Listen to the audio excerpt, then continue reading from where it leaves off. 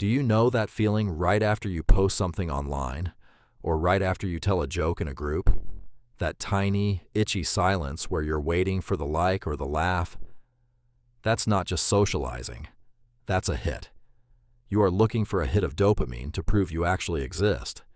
Most people call it needing attention.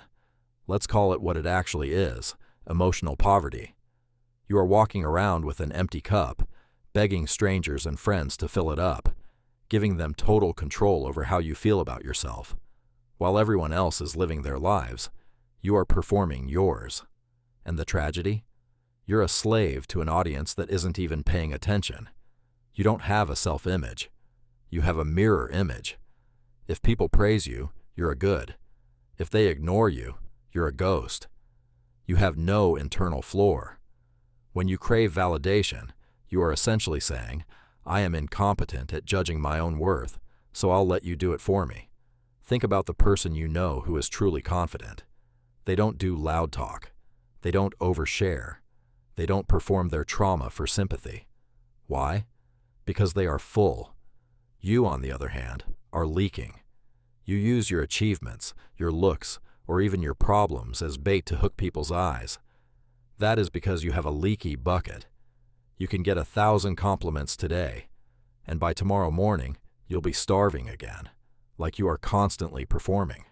You're scanning faces for approval like a radar, and it's making you a background character in your own life.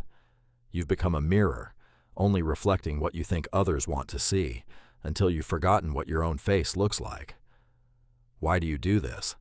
It's not because you're narcissistic or annoying. It's usually because, at some point in your childhood, visibility was conditional. Maybe you only got a hug when you brought home a good grades. Maybe you only felt safe when you were the funny one who kept the peace during a fight. You learned a dangerous lesson. I am only valuable when I am useful or entertaining to someone else. You aren't seeking attention. You are seeking proof of existence. You feel that if no one is looking at you, you might actually disappear.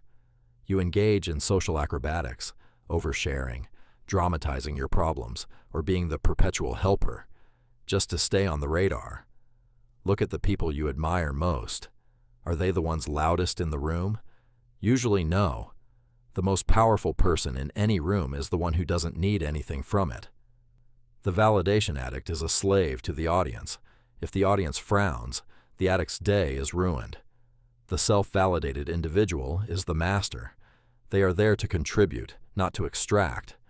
When you crave validation, you give everyone else the remote control to your nervous system.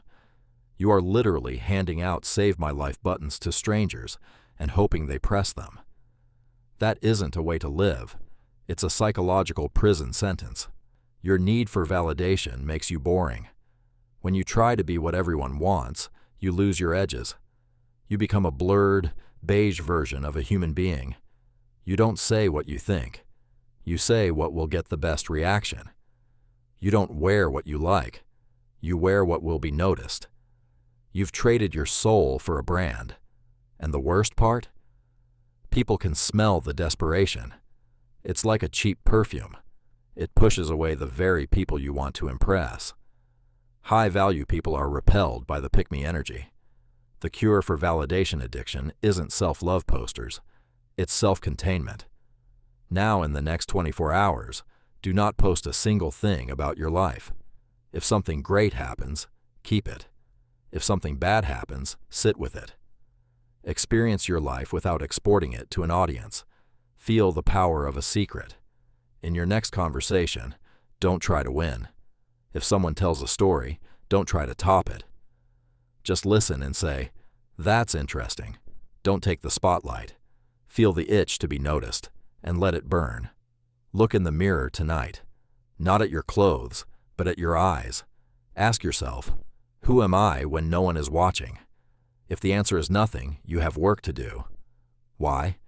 Because you need to learn how to hold your own energy. You need to prove to your brain that an experience is still real, even if no one else likes it. The moment you stop leaking your life to the public, you start building internal mass. You become heavy.